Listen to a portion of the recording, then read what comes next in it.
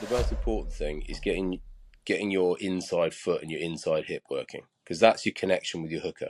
As soon as you lose your connection with your hooker, the loose head and the opposition hooker can come straight through and split you up. And that's how the scrum gets destroyed. So your main focus is your connection with your hooker, and obviously connection with your second row, because you're essentially just driving it. Yes, you're pushing, obviously, but the power's coming from the back five that are pushing you through, and you're just like you're the tip of the arrow, and you're just sort of you're guiding, driving the scrum. So if you keep your connection with your inside foot and your inside hip, and then obviously engagement process, the calls, when you move your outside foot back, that's when you need to be essentially in your pushing position almost, and then it's just a race to get into that good body position.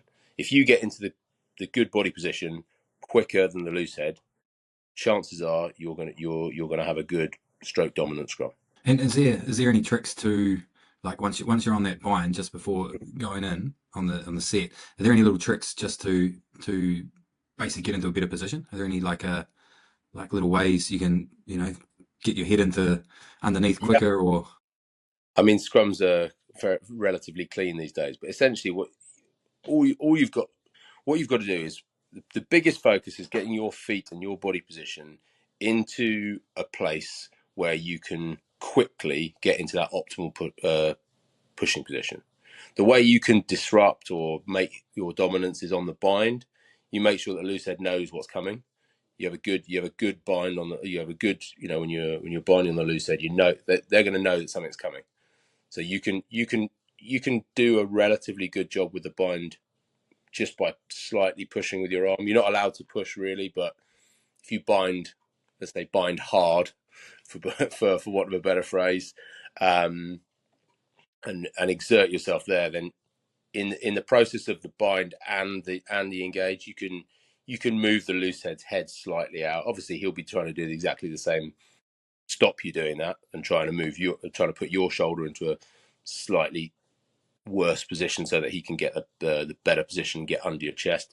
But essentially, if you can get your loose head out slightly on that bind, and then as the engagement comes, you can put your shoulder down on their head rather than their head coming under your chin.